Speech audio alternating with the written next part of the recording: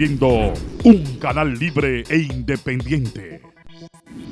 Cinevisión, Canal 19.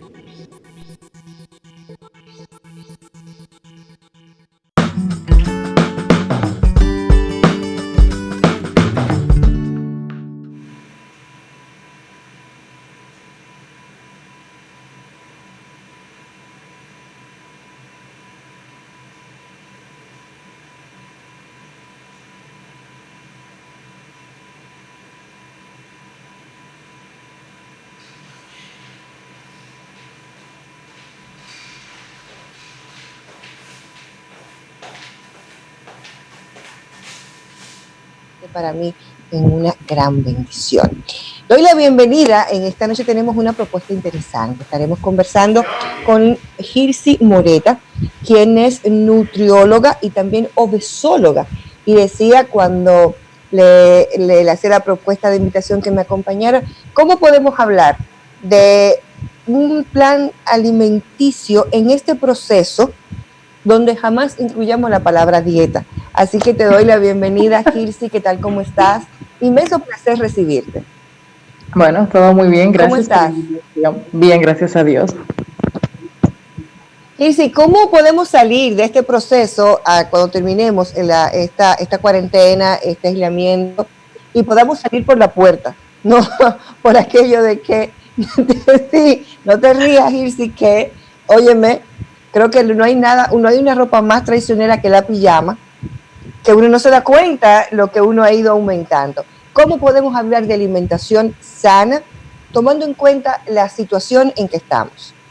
Bueno, tomando en cuenta la situación en la que estamos, que hasta el momento estamos limitados con respecto al tiempo para poder salir a hacer las compras con la costumbre que hacíamos antes, pero por suerte en los supermercados todavía tenemos la bendición de que los productos de primera necesidad, los productos básicos, sí están al alcance de todos.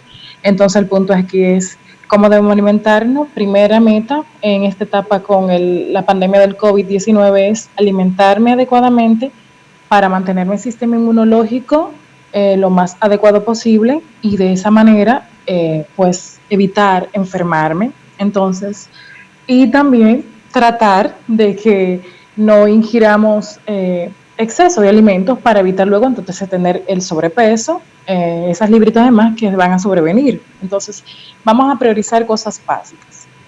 Con una alimentación tratar de que sea lo más balanceada posible en estos días, sería incluir alimentos que sean ricos en proteínas, que nos van a también ayudar con nuestro sistema de defensa, a reforzarlo. Y estaríamos hablando de alimentos básicos como sería el huevo, que es una de las proteínas más accesibles que tenemos, y con un poder adquisitivo a nivel económico podemos adquirirlo básicamente todos.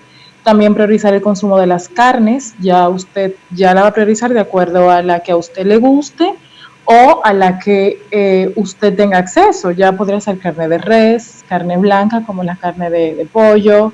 También podríamos consumir los pescados y por el momento, si no consumir pescado frito sería una dificultad, pues tenemos la opción de consumir ya el pescado que venga ya enlatado, como serían el atún en lata y las sardinas, que son una fuente significativa también de proteína. Sumado a esto, Mildred, podemos agregar los carbohidratos. El dominicano es muy arrocero, es nuestra fuente principal de carbohidratos. Usted podría utilizar ese también como una fuente y también acompañar otros carbohidratos como serían los víveres como componente básico de una alimentación equilibrada de la dieta dominicana. ¿Ok? Entonces, dentro de otros aspectos, el consumo de frutas y verduras dentro de las posibilidades también es fundamental, porque estas, aparte de que tienen pocas calorías, también nos van a aportar vitaminas y minerales que son indispensables para que tengamos unas defensas pues que estén adecuadas, para que nos enfermemos menos. Y eso es lo que tenemos que hacer ahora, aparte de tomar las medidas de higiene, que son las que sí se necesitan, tratar de alimentarnos adecuadamente para que nuestro organismo funcione óptimamente y de esa manera enfermarnos menos en esta época. Hablemos de los niños. No estamos en vacaciones, pero los niños están todo el tiempo en la casa. Entonces, ¿cómo organizarles a ellos una propuesta de menú que al mismo tiempo cumpla con el aspecto nutricional y también entendiendo de que los niños no tienen la posibilidad ahora de bajar tal vez al parqueo o salir a jugar vamos a decir, con los demás niños. O sea, ¿cómo podemos hacer una propuesta que les guste a ellos y que pueda adecuar a este momento? Bueno, con los niños es un punto, muy buena pregunta, porque los niños están en las casas ahora y están limitados. Entonces, dentro de la comida diaria de la casa, me refiero a lo básico, desayuno, almuerzo y cena, vamos a incluir la propuesta en sentido general. Ahora, ¿qué les recomiendan a los padres? Con respecto a las meriendas, es muy importante, porque por lo general los niños son muy dulceros, les gusta mucho ingerir galletitas dulces, refrescos, jugos, entonces tenemos que pensar también que no están moviéndose, que ese es un factor que puede predisponerlo a que aumente más de peso. El hecho de darle mucho azúcar también lo pone un poco más hiperactivo de lo que ya ellos están, por el asunto de que están en cuarentena, están en un entorno que para ellos es un poco limitado y eso lo hace ser un poco más hiperactivo. Entonces, ¿qué le propongo a las madres? En los supermercados encontramos gelatinas, por ejemplo, sin azúcar, que es una opción que a los niños les gusta. Usted le puede preparar unas gelatinas de esas que vienen sin azúcar, le puede agregar frutas dentro de la gelatina y esa es una opción para las meriendas. También estimular a que los niños en esta etapa inicien el consumo de frutas. Muchas veces no lo hacen porque no le gustan o porque otras veces no se reintenta, porque ya el niño dice que no de primera, entonces ya luego no seguimos intentándolo, pero ahora que tenemos un poquito más de tiempo en la casa, es importante hacer unos intentos extra y ver cómo ellos pueden irse asociando el gusto con las frutas. Opciones también básicas son las famosas palomitas de maíz, que yo creo que todo niño creció con eso en algún momento. Y es prepararla de la manera más saludable. En vez de elegir una opción que sea la de los supermercados que vienen ya en la bolsa preempacada, que no son tan saludables porque vienen con mucha grasa, entonces vamos a elegir la opción natural que tú preparas en la casa. Claro. La opción artesanal, incluirlos a ellos que participen también en la preparación, que se sientan más conectados. Y también esas son maneras de que los niños puedan consumir en merienda saludable. En esta época ya empezamos, o ya está la época de Cuaresma, donde las temperaturas se incrementan y empieza el calor. Y a veces los niños sí son un poquito más demandantes con las bebidas azucaradas. Entonces lo que yo siempre les sugiero a las madres en la consulta es que le preparemos zumos de fruta, pero reduciendo la cantidad de azúcar que le agregamos a esta, para que podamos refrescarlo, pero ingiriendo menos azúcar. ¿Cómo como pide amigo lo que planteas? ¿El zumo o es el jugo? ¿Preferible el jugo o que coma la fruta? ¿Cuál de las dos? Mira, pudiera ser lo ideal. Lo ideal, si vamos al mundo ideal, lo ideal fuese que los niños consumieran fruta, no solamente los niños, todos que consumiésemos fruta, porque tenemos la ventaja que al consumir la fruta entera, estamos aprovechando la fibra de la fruta, estamos aprovechando las vitaminas y los minerales en su manera más noble y también estamos ingiriendo menos calorías, porque al comerme una naranja, en buen dominicano, una china, me estoy comiendo aproximadamente unas 70 calorías. Pero si me quiero tomar un vaso, por ejemplo, este vaso o medio vaso de zumo, para yo lograr tener la mitad de este vaso de jugo o de zumo, entonces tendría que triplicar la cantidad de china y estaría triplicando la cantidad de calorías y estaría también triplicando la cantidad de azúcares que voy a ingerir. Entonces, es importante que tengamos en cuenta que las frutas sí son saludables, pero tienen una cantidad de azúcar que tenemos que tomar en consideración para evitar el consumo excesivo y luego las consecuencias. Y sí, yo creo que ahora tú le preguntas a alguien qué día es hoy, qué hora es, y estamos todos como un tanto, si se quiere, desubicados, y esos olvidos también se han expresado en nuestros horarios de comida. Es decir, el desayuno puede ser ahora 10:30 u 11 de la mañana cuando me despierte, ¿no? Entonces, ese tiempo, ¿qué puede traer consigo? El dejar esos espacios de tiempo sin alimentarme, sin una merienda por el medio. Y segundo, por ejemplo, lo que te pregunto, una cena, ¿cuál sería la hora adecuada u óptima para que sea lo último ya que coman para la cena? Mira, esos periodos prolongados de ayuno Porque el hecho de ya levantarnos, por ejemplo, a las 11 de la mañana y hacer nuestra primera comida a las 11 significa que estamos prolongando el ayuno que tuvimos durante toda la noche. Entonces, ¿qué consecuencia inmediata puede traerle eso a uno o a las personas que efectúan esa práctica? Lo más simple, una hipoglicemia, o sea, que sus niveles de azúcar en sangre bajen y que el paciente o la persona lo pueda manifestar con un mareo, por ejemplo, con debilidad general, que es por lo general que dice, ay, me levanté y me siento mareado, siento que no tengo fuerza, y ya al ingerir una comida que tenga una cantidad de carbohidratos, por ejemplo, puede mejorar eso. Ahora bien, hay una parte muy importante con esto. Al disminuir el espacio de las comidas, tenemos que tomar en cuenta la cantidad que ingerimos, porque muchas veces estamos habituados a hacer 3 comidas y nuestro cerebro ya está condicionado para eso. Pero entonces me levanto a las 11 de la mañana, hoy, cosa que ya a las 8 yo había desayunado, entonces yo quiero hacer la comida, quiero hacer ese desayuno, quiero hacer la cena y las meriendas en menos espacio de tiempo, entonces eso me va a llevar a consumir más calorías todavía, recordando que estamos totalmente en la casa ociosos, no estamos haciendo ningún tipo de actividad.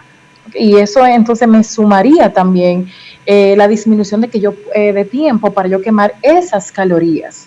Y aparte de que también se pueden presentar problemas ya a nivel gastrointestinal, de indigestión, de pesadez, porque estoy ingiriendo comida como un bólido, pero no le estoy dando chance a mi organismo a que pueda procesarlo, a que pueda degradarlo adecuadamente.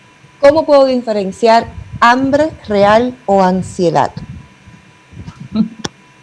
Bueno, mira, eso es fácil. El hambre real es una situación que se va dando paulatinamente. Nuestro organismo es sabio. Y, por ejemplo, a veces sentimos como esa penita en el estómago, como ese ardorcito, como esa sensación de que ya necesito comer. Esa es una señal de que tengo hambre. También una alternativa que siempre le decimos a los pacientes es, si tú sientes que quieres comer algo, y para diferenciar qué es hambre o no, espérate unos 5 minutos y si luego de 5 o 10 minutos tú entiendes que se te quitó la sensación o que ya no quieres comer nada, básicamente era ansiedad. También está el detalle de que muchas veces sí ya estamos llenos o comemos, pero queremos seguir comiendo, pero tu cuerpo te está diciendo ya, porque ya te está molestando el estómago, porque siente que no te abrocha más el pantalón, porque tiene que desabrochártelo, entonces tú quieres seguir comiendo, ya tu cuerpo te está diciendo que no es hambre, que es ansiedad. O esas veces que no paramos ya desesperadamente la nevera y abrimos la puerta y la cerramos nuevamente y ya no sabemos qué comer. Porque o yo tengo hambre, pero yo tengo hambre como de un chicharroncito. Entonces tú dices, no porque a nadie le da hambre para comer lechuga. No. No tengo un hambre para comer una tallota de lechuga. No. ¿Pudiera pensarse que hay alimentos relacionados con las emociones? Sí, directamente hay alimentos que estimulan a nivel cerebral lo que son algunos neurotransmisores, por ejemplo, también algunas sustancias que se asocian a la felicidad, como sería la serotonina, la dopamina, y esos alimentos son los alimentos dulces. El azúcar tiene la peculiaridad, o los alimentos y que son hidratados, o sea, que tienen hidrato de carbono, tienen la característica de que estimulan a nivel cerebral esas sustancias bioquímicas que te dan felicidad, te dan placer. Entonces, por eso es que, por lo general, está el famoso cliché en las películas de que cuando las mujeres están tristes o tenemos el periodo, acudimos a comer un chocolate, porque el chocolate estimula la producción de serotonina y eso se nos hace sentir mejor. Lo mismo pasa con los niños, que tú ves que cuando tú le das algún dulce, por ejemplo, se ponen más hiperactivos, se ponen más contentos, pero es por eso, porque el aumento de los alimentos ricos en hidrato de carbono estimulan esas sustancias y esas son sustancias que se asocian al placer, al bienestar, a la felicidad. Contrario a lo que pasa con el brócoli o los vegetales, que no te estimulan absolutamente nada. No conozco a nadie que diga esto. Bueno, Girsi, la verdad que cuando todo esto pase, y eso también pasará, y nos reencontremos, vamos a hacer un programa sobre esa subespecialidad que tienes, que es obesóloga, para explicar justamente cuál es tu plan de trabajo y aquellas personas que estén interesadas en tener tus servicios, ¿no? ¿Qué número pueden contactarte? Ok, pueden contactarme al 809-886-4214. ahí estamos a las órdenes para darle cualquier seguimiento en vista de que la pandemia pues físicamente no ha inhabilitado. Estamos trabajando actualmente pues por las plataformas digitales, tratando de que los que necesiten ayuda en el momento pues puede ofertársela y de que puedan sobrellevar esto de la mejor manera posible. Y sí, en este proceso que has estado, ¿qué aprendizaje te has llevado de esta pandemia? ¿Qué te llevas como ser humano? Que la vida es aquí y ahora, que lo que tienes ahora es lo que vale, que eso de dejar para después la cosa no tiene ningún sentido, porque de un momento a otro todo cambia, de un momento a otro ya estamos en otra sintonía. Perdemos la conexión con lo que entendíamos que era el futuro, el mañana, las metas y los sueños. Y también algo muy importante, decir lo que siento ahora, en este momento, porque a veces postergamos también el expresar nuestras emociones, a veces por falta de tiempo, por dejadez, por orgullo, y te das cuenta con esto que de un momento a otro también eso puede ser tarde. Eso me llevo. Amén, inmensamente agradecida, Girsi, gracias por acompañarnos, gracias por siempre estar tan receptiva a cualquier llamado para compartir lo que has aprendido y lo que has vivido. A ustedes, amigos, vamos ahora a un contacto de publicidad. Cuando regresemos, el pastor Rafi Paz de la Iglesia Cristiana Palabras de Vida. Podemos hablar de la fe en un momento de incertidumbre. Es nuestra propuesta, no le cambies que ya regresamos.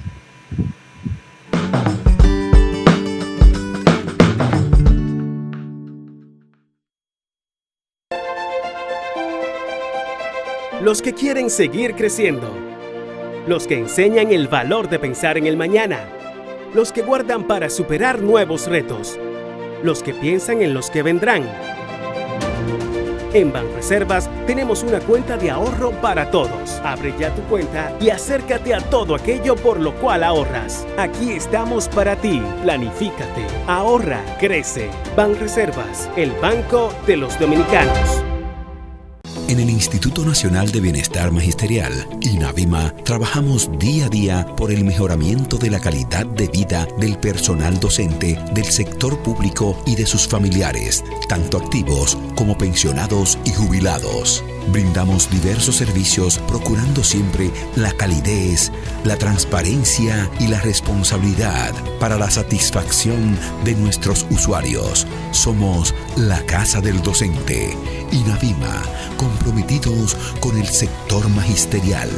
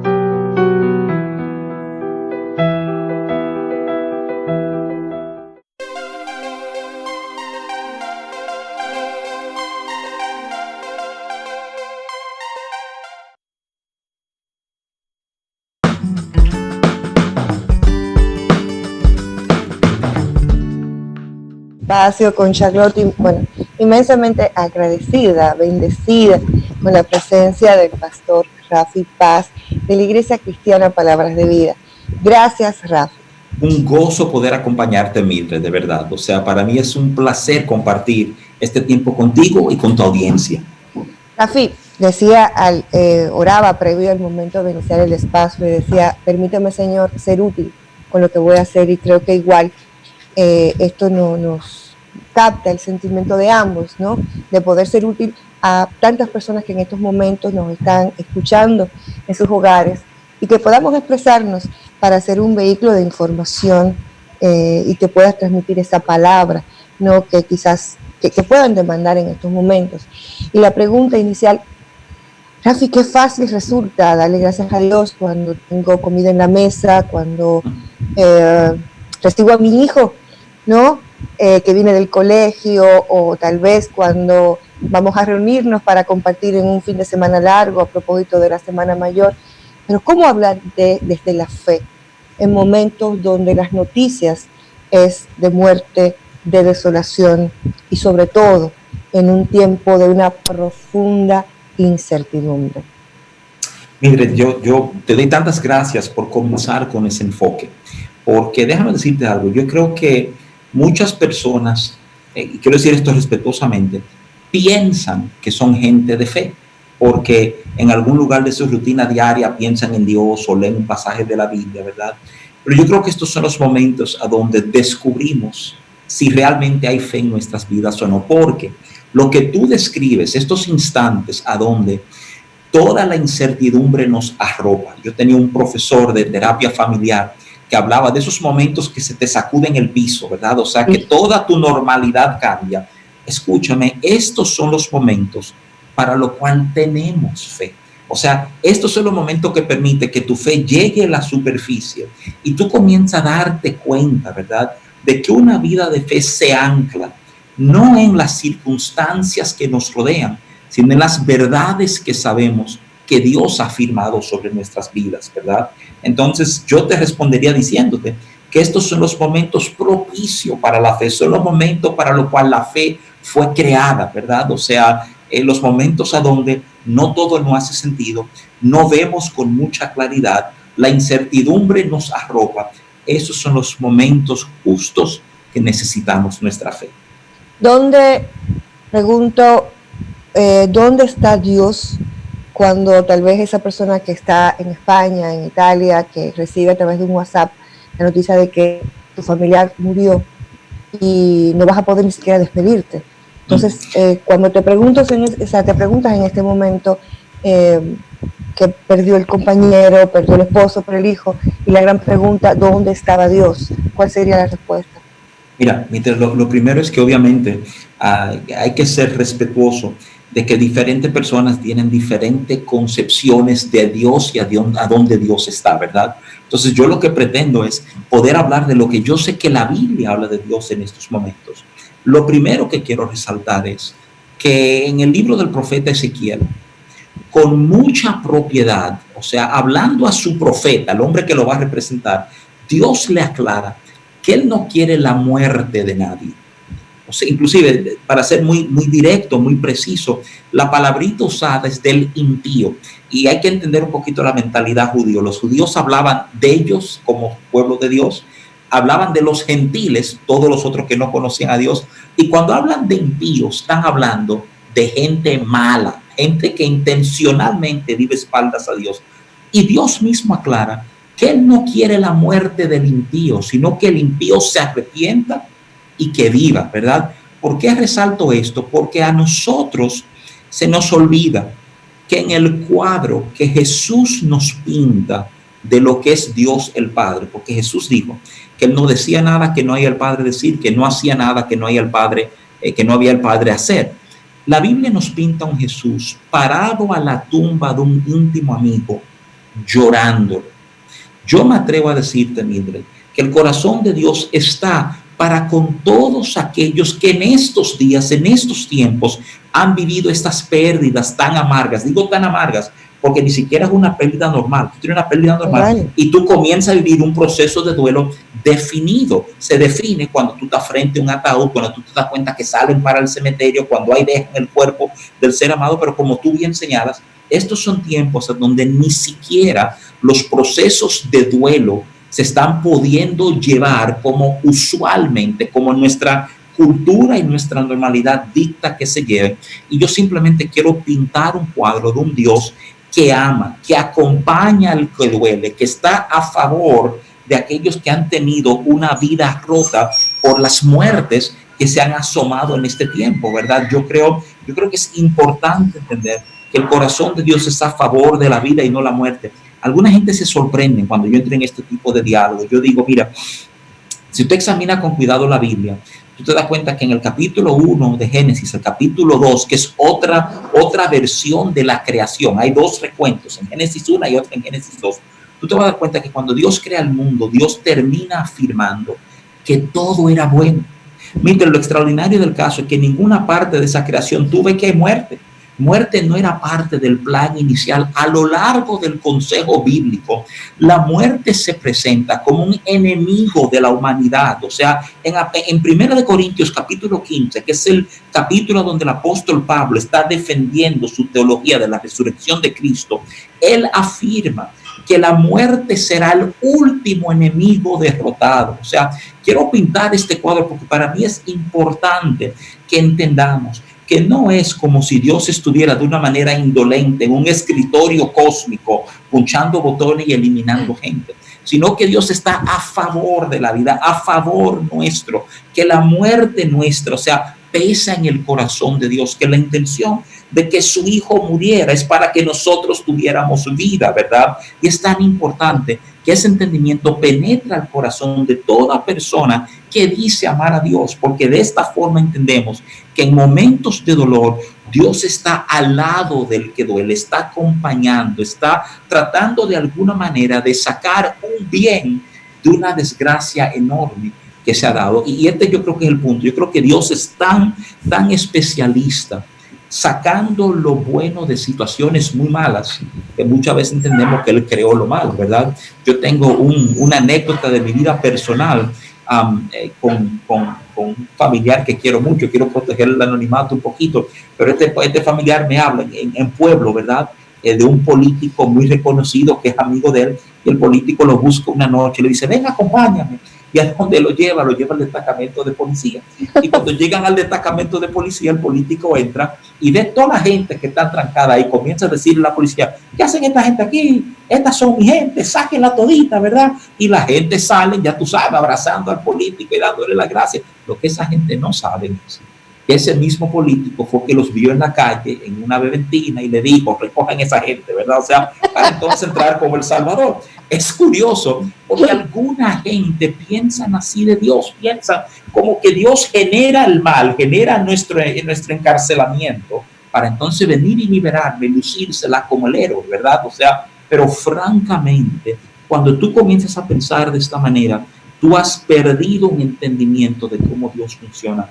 Hay cosas que existen en la tierra que son contrarias al interés de Dios. Fíjate, la Biblia afirma con propiedad que Dios es un Dios de oro, pero existe el desorden. La Biblia dice que Dios es luz, pero existen las tinieblas. La Biblia dice que Dios es vida, pero existe la muerte. Cada una de esas cosas es lo que nos queda cuando estamos lejos de Dios. Y el antídoto para todo el problema, todo el grito, toda la desesperación, toda la incertidumbre, es conectar con Dios, que es nuestro medio natural, entiéndase. El pez tiene el agua, ¿verdad? El ave vuela en el aire. El ser humano está diseñado para vivir en una conexión con Dios. Ese es su medio natural. Y lejos de Dios nos esperan muchos problemas, ¿verdad? Y yo creo que eso es parte que podemos comenzar a examinar juntos esta tarde. Alejarnos de esa fuente inagotable de amor que es Dios, ¿cómo puedo regresar? Y te hago la pregunta, ¿cómo puedo regresar? Y quizás nos recuerde un poquito la historia del hijo pródigo, pero ¿cómo puedo hacerlo? Y de entrada, y ahí lo pongo también, ¿cómo puedo hablar con Dios y no perderme en esa vana repetición? Lo que tú me has planteado es un punto enorme y céntrico al mensaje del Evangelio. Oye, También en el Antiguo Testamento, en el libro del profeta Jeremías, capítulo 2, Dios comparte su sentir sobre el pueblo de Israel. Él dice, dos males ha hecho mi pueblo. Oye lo que han hecho. Primero, me han dejado a mi fuente de agua viva. Y dos, han cavado para sí cisternas y cisternas rotas que no retienen el agua. Yo creo que eso es una tremenda ilustración del mal del hombre. O sea, en lugar de depender de Dios, armado, y aquí en Dominicana entendemos lo que es tener una cisterna en tu casa. Tú sabes, tú tienes tu cisterna para asegurar que aunque no venga agua de la calle, pues nosotros tenemos nuestra agua y estamos resueltos. ¿Tú me entiendes? Entonces, la realidad del caso es que esa mentalidad yo creo que describe, es un retrato de la humanidad. Mira, tú citaste el hijo pródigo, ¿verdad? Porque obviamente, aunque hemos cavado en nuestras propias cisternas, el deseo de Dios es que nos tornemos a él, que volvamos a conectar con la fuente de agua viva, ¿verdad? Pero escúchame, la narrativa del hijo pródigo es un lugar espectacular para examinar algunos de estos principios, porque lo primero que enseña la parábola del hijo pródigo es que cuando ya el hijo estaba pródigo, el hijo menor que se fue a gastar lo cuarto de la herencia de él, ¿verdad? O sea, el hermano le dice al papá que lo gastó con rameras, ¿entiendes? El hermano mayor sabía en qué estaba el hermano menor, ¿verdad? O sea, el detalle es que hay unas palabritas, hay un juego de palabras que esto está en Lucas capítulo 15, que el evangelio de Lucas puso hablando del hijo pródigo. Primero dice, volviendo en sí. La implicación es que de alguna manera este muchacho estaba fuera de sí, entiéndase, no estaba dándole un peso, no estaba valorando las cosas que él realmente tenía que valorar. Yo creo, y a lo mejor esto suena medio dramático y hasta medio místico, pero yo creo que Dios nos da estos momentos de volver en sí, de despertar, ¿verdad? O sea, de darnos cuenta de cuál es nuestra realidad. Yo creo que este momento de coronavirus, este momento de recogimiento y de cuarentena y de toque de queda, es un momento donde mucha gente van a volver en sí. Se van a dar cuenta que la manera en que han estado viviendo las cosas que ellos decían ser sus prioridades, realmente no tienen que ser tales y van a redefinir el lugar a donde se encuentran. El hijo pródigo volvió en sí cuando él se dio cuenta que él quería comerse la comida que eran para unos cerdos que él estaba cuidando. O sea, hay un momento en que tú tocas fondo, hay un momento en que dices, espérate, ¿qué yo hago aquí? ¿Verdad? Pero de manera curiosa, para responder tu pregunta, dice, y levantándose, emprendió camino a casa. Déjame explicarlo. Tú puedes volver en sí muchísimas veces, pero hasta que tú no te pares y emprendas camino a casa, nada va a cambiar. Hay algo que pasa de manera muy particular, Miguel, en la psicología de los hombres. No estoy minimizando a la mujer, estoy hablando de una dinámica real en el manejo de ansiedad del hombre dominicano, del hombre latino en general, ¿verdad? Hay muchísimos hombres que cuando entienden lo que tienen que hacer para resolver un problema, su nivel de ansiedad baja. Y es bien curioso, o sea, ya como ellos entienden la respuesta, ya yo sé lo que tengo que hacer, ya yo me siento que el problema está resuelto. Pero hay una realidad. Aunque tú sepas cómo resolverlo, mi hermano, hasta que usted no coja, ¿verdad?, del martillo o la llave o el alicate y haga el trabajo, realmente nada se ha resuelto. Entonces yo quiero que entiendan eso. Yo creo que estos son tiempos a donde mucha gente está volviendo en sí. Yo quiero animarles a levantarse y emprender camino a casa. Ese cambio, ese saber que yo tenía una postura, un entendimiento y me pongo de pie y cambio mi dirección, eso es una palabra, pero es una palabra que la gente asocia mucho con iglesia. Esa es la palabra arrepentimiento. Arrepentimiento quiere decir cambiar de dirección, cambiar de parecer, cambiar de entendimiento, ¿verdad? Y justamente yo entiendo que esto es lo que tiene que darse en la vida de mucha gente en este tiempo para encontrar un bien dentro de todo este mal que aparentemente nos ha arropado. En este retorno al origen, ¿cómo hacer de la fe acción? ¿Cómo en este momento, sí, porque tal vez de pronto en mi habitación orar, conversar con Dios, pero ¿cómo puedo la palabra llevarla a una acción y convertirme, si se quiere, en actuar igual a Jesús o imitar a Jesús? ¿Cómo puedo hacer? Me encanta la pregunta y quiero ayudarte a entender por qué. Porque en la epístola de Santiago en el Nuevo Testamento, ¿verdad?, hay un momentito, un comentario que tiene que ver con fe y tiene que ver con lo que hago. Y básicamente Santiago pregunta, él escribe y le pone a aquellos que él está escribiendo, le dice, muéstrame tu fe sin obras y yo te mostraré mi fe por mis obras. Yo creo que hay que entender que fe nunca fue diseñado para hacer algo íntimo de lo profundo de mi corazón, entre yo y Dios aquí adentro. No. Desde el principio, desde que Dios llama a Abraham allá en tierra de su padre, ¿verdad?, a que deje su parentela y le siga, que él era padre de naciones, donde comienza, esto es Génesis 12, donde comienza la narrativa del pueblo de Israel, queda muy claro la intención de Dios. La intención de Dios es: yo voy a bendecirte para que tú seas bendición. Y por eso la persona de fe tiene que entender que ellos tienen que de alguna manera vivir su fe de tal manera que mi relación vertical con Dios impacte mi relación horizontal con todos los demás.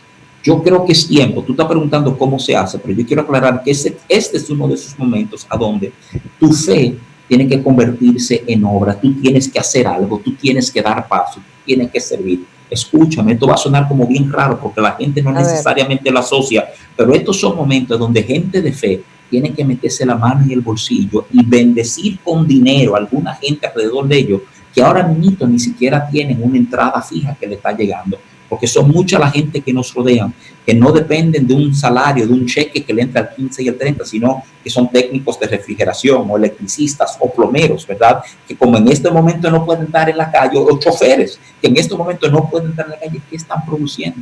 Y gente de fe están diciendo: ven, yo voy a orar por ti. Yo veo muy noble la oración, pero no se puede quedar en oración. Además de la oración, tenemos que entender que nosotros hemos sido bendecidos por Dios para bendecir la vida de gente en este tiempo. Nos toca dar esos pasos, nos toca hacer. Entonces, tú me preguntas cómo llevo mi fe a una obra, a un ejemplo, cómo lo hago, cómo llevo de lo abstracto a lo tangible, ¿verdad? Yo creo que tenemos de una manera muy consciente que proponernos bendecir la vida de una persona. Esto quiere decir escoger una persona y preguntarme qué necesita. Entonces, yo proponerme de alguna manera darle un empujón en esa dirección, pero escucha, dentro de lo posible, que ni sepan que fuiste tú, ¿verdad? O sea, porque entonces eso se vuelve otra cosa. Eso no es fe, eso es casi como un tipo de autopromoción. Mira, yo soy tan bueno y tan noble que te estoy ayudando, tú sabes. O sea, pero la realidad del caso es que son momentos en donde gente de fe tienen que animarse a dar pasos para que eso que creemos en la intimidad de nuestro corazón se convierta en la forma en que vivimos nuestra cotidianidad. Así, cuando uno va de pequeño, en mi caso no hace mucho, ¿verdad? Hace poquito, nos van enseñando que Dios es un Dios que quiere que te portes bien, que si no te portas bien te va a castigar. Y te dicen, tú vas a ver todo, Dios está viendo todo lo que haces, y generalmente es como para llamarte la atención a que hagas las cosas buenas. Pero como ya de adulto y te vas creando una imagen de un Dios que está muy lejano y que generalmente cuando piensas en Él es porque has hecho algo inadecuado y viene el castigo. ¿Cómo sentir a Dios ahora?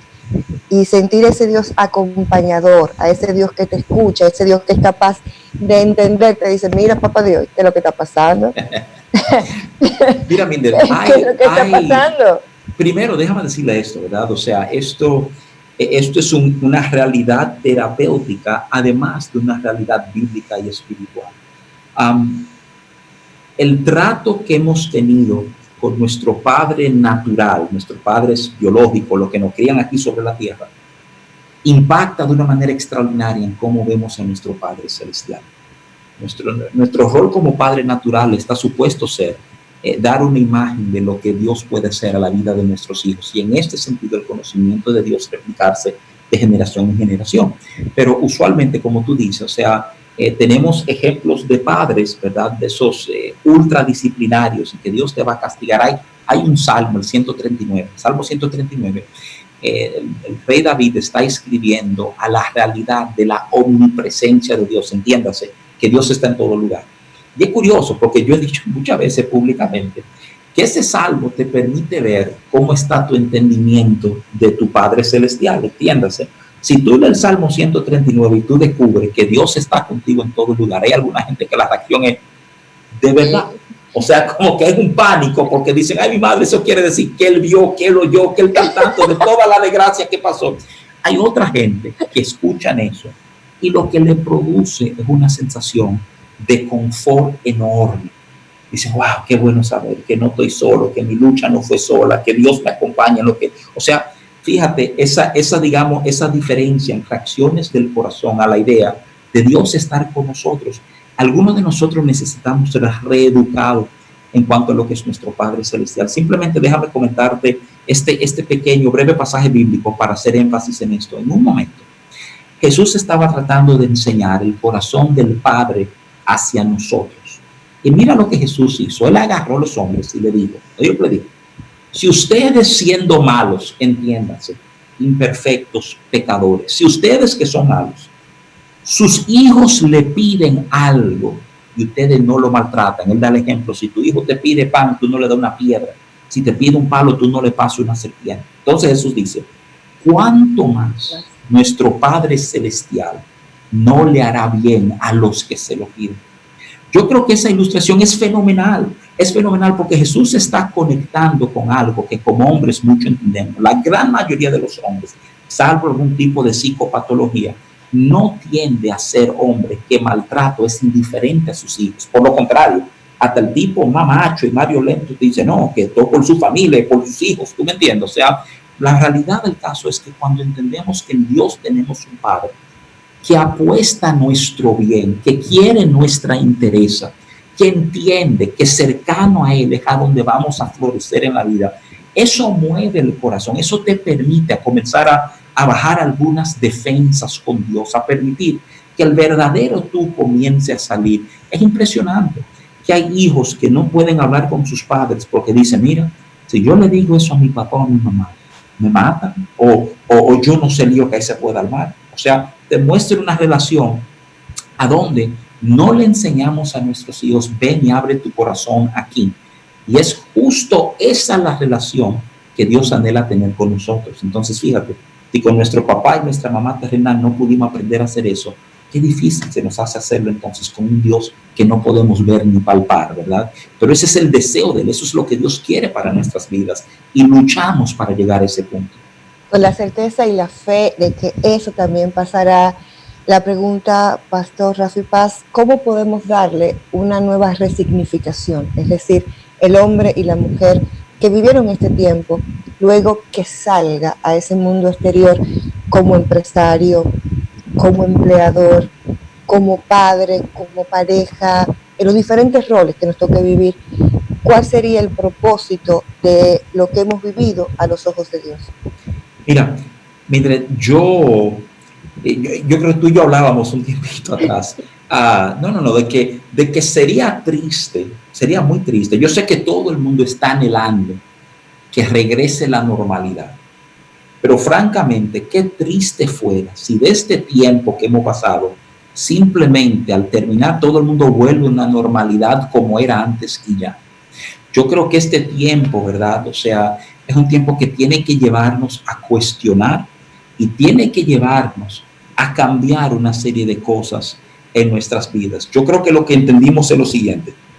Todo aquello en lo cual confiábamos a ojos cerrados, nuestro bienestar, nuestro trabajo, la empresa que había levantado, la solidez de la economía, ¿verdad? O sea, toda esta bonanza que, óyeme, fue sacudido por algo tan chiquito que ni lo podemos ver. Yo creo que francamente es un momento para hacernos preguntas sobre las cosas que realmente importan en la vida. Y yo quisiera ver que de todo esto salga una sociedad que sabe valorar más el tiempo juntos.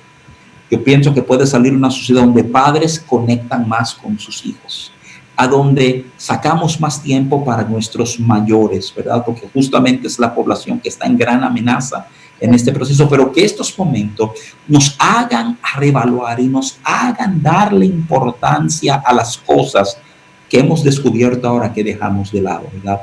Porque en eso va a radicar la calidad real de la vida de un hombre o de una mujer, en su capacidad de valorar, de darle estima, darle honra e importancia a esas cosas que realmente definen nuestro bienestar y no las que pensábamos que definían nuestro bienestar. Rafi, voy a hacer un juego contigo, se me ocurre. Voy a decirte una palabra y tú me dirás lo que significa para ti. ¿Te parece? Perfecto, vamos a esto. Prosperidad.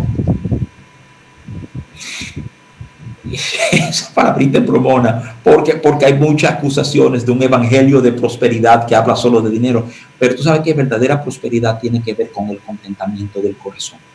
Yo creo que la Biblia enseña eso, hay un contentamiento en el corazón que cuando se tiene eso, tú has prosperado. Gratitud. Gratitud tiene que ser una acción y no solamente un sentimiento. Yo creo que cuando la gratitud queda en nuestro corazón, una gratitud a fulano y nunca damos un paso sobre eso, aunque sea escribirle una tarjetita, se desperdició la gratitud. Sí. Francamente, o sea, esa es mi concepción de esos temas. Y de hecho, gratitud es una de las 4 columnas que tenemos en Palabras de Vida, ¿verdad? Como comunidad, son de las cosas que queremos ver en la vida de las personas que son parte nuestra. Orar. Tesalonicenses nos dice orar sin cesar. Orar no es algo que yo hago en un momento específico. Orar es mi vida. Yo vivo mi vida en el entendimiento de que Dios está conmigo, que Dios está atento, que Dios quiere oír mi opinión sobre las cosas que están pasando. Entonces, literalmente, orar es vida, es vivir mi vida. Es que vivir mi vida sin orar hay algo que falta, algo incompleto. Todo momento, en mi carro, en las reuniones, en fila en banco, en momentos como estos, yo creo que Dios está presente y orar es reconocer esa verdad. Perdón. El inicio. Cuando yo digo el inicio, verdadera relación con Dios no puede existir sin perdón. Dios no solamente nos ha perdonado a nosotros, sino que nos ha dado la gracia con ese perdón de nosotros perdonar a los que nos han ofendido a nosotros. Tiene que ser el modus operandi de cada persona de verdadera fe. Y cuando tú no puedas perdonar a alguien porque lo que te hicieron fue así de grande, simplemente tienes que detenerte y darte cuenta de todo lo que Dios te ha perdonado a ti. Y te aseguro que se te va a hacer mucho más fácil perdonar a aquella persona. Amor. Dios. O sea, el interés de Dios es que entendamos cómo somos amados por Él, porque ese amor nos va a empoderar para dar los tipos de pasos que tenemos que dar. Ningún niño, y esto te lo puede hablar cualquier especialista en desarrollo cognitivo infantil, ningún niño muestra cualidades más altas en su desarrollo que aquellos que se sienten profundamente amados por sus padres. Es la clave del índice de felicidad en los niños, ¿verdad? Y si saben que se sienten amados, vuelan, ¿verdad? Entonces yo creo que amor, ¿verdad? Ese es nuestro medio ambiente natural en la presencia de Dios. Es saber que somos amados, nos empodera para dar el paso que tengamos que dar. Tengo una pregunta muy personal, Rafi, es cómo ser pastor, cómo liderar toda una iglesia donde pasa como con los presidentes o con los jefes, que generalmente no vamos con propuestas, sino vamos con una protesta o vamos con una queja o vamos con un dolor. Sí, o sea, es cierto. Entonces, Rafi, ¿cómo en términos humanos, eres un hombre de Dios, pero eres un ser humano, cómo cuando tú te quiebras como humano, ¿a quién recurres? Mira, dos cosas. Uno, todas tus palabras me recuerdan una reunión que tuve en octubre del año pasado. Una persona me pidió una cita. Yo atiendo usualmente 2 días a la semana en mi oficina y lo que recibo es citas de personas que están manejando diferentes crisis y conflictos y lo que fuera. Esta persona pidió una cita y me extrañó que mi asistente no me puso la razón de la cita y cuando él entró me dice, mire, yo vine a verle porque yo me imagino que todo el mundo viene aquí con todo lo malo que le ha pasado. Y yo quiero contarle lo bueno que me ha pasado a mí. Fue como de esos momentos que te refrescan. Dice, óyeme, qué momento increíble. Pero óyeme, Mildred, yo no solamente pastoreo Palabras de Vida, ¿verdad? O sea, Palabras de Vida son 5 iglesias en total. Hay 4 pastores adicionales, además de mi persona, los pastoreo a ellos. Yo vivo trabajando con pastores a nivel nacional. Y te tengo que ser muy honesto. O sea, mi enseñanza a muchos pastores es que el pastor necesita un círculo de confianza. Yo me protejo en 2 cosas. Uno, yo tengo un día libre a la semana que yo le he dicho a gente, mi querido hermano, si usted se muere ese día, el entierro suyo lo va a hacer otro líder de la iglesia, para que estemos claros, ¿verdad? Y segundo, yo tengo un equipo de gente a mi alrededor. Yo tengo personas con que me reúno regularmente. Todos son pastores también. Y eso nos sirve a nosotros de un tipo de descarga, de un lugar donde tú vas y tú no tienes que hablar de nadie con nombre y apellido, pero tú descargas. O sea, hay algo de los profesionales de la salud mental lo llaman contratransferencia, ¿verdad? O sea, y básicamente por cada 10 horas de terapia tú debes pasar por lo menos 1 hora de contratransferencia, que es tú mismo soltar todo el disparate tuyo. Y yo creo firmemente en eso. Yo creo que aún los pastores necesitamos sus espacios de soltar. Y lo último que te digo es que yo también tengo mi pastor. Entonces yo acudo a él, ¿verdad? Ya en últimos casos de esos momentos que me encuentro súper agobiado. Pero sucede, hay momentos que nos agobiamos y tenemos que saber cómo manejar eso y todavía ser efectivo haciendo lo que sabemos que Dios nos ha llamado a hacer. Rafi, mil gracias por recordarnos que la oración es justamente ese momento donde la carga cambia de hombros y se la ponemos a Dios en estos momentos. Y inmensamente agradecida, como siempre, de tu tiempo, de ese espacio que amorosamente pues nos recibes. Sencillamente, en una sola palabra, bueno, en segundos tal vez, una bendición a todas las personas que nos acompañan en estos momentos. Mira, yo oro que Dios les llene de paz y de verdadera esperanza en estos días. Si me lo permite, Mildo, yo sé que el tiempo está chiquito, pero quiero dar un teléfono que es el 809-481-3068. Esa es una línea que hemos habilitado como iglesia, es un WhatsApp. La idea es que alguien que quiera oración puede tirar un mensajito a ese número, le van a devolver, van a orar contigo, van a bendecir tu vida y la de tu familia. Me interesa mucho porque en estos tiempos, como bien hemos hablado, mucha gente está arropada por incertidumbre. Yo creo que eso le va a hacer mucho bien. Termina con la certeza que es posible, que es necesario hablar de la fe, hablar en fe en momentos de incertidumbre. Gracias, Rafi, por acompañarnos. Un placer, Mildred. Dios te bendiga ricamente y a toda la audiencia también. Bendiciones y mucha paz. A ustedes, amigos, gracias por acompañarnos y será el próximo miércoles donde nos vamos a reencontrar desde este espacio, de esta plataforma de comunicación que es con Charlotte. Hagan y pidan y elijan tener una feliz noche.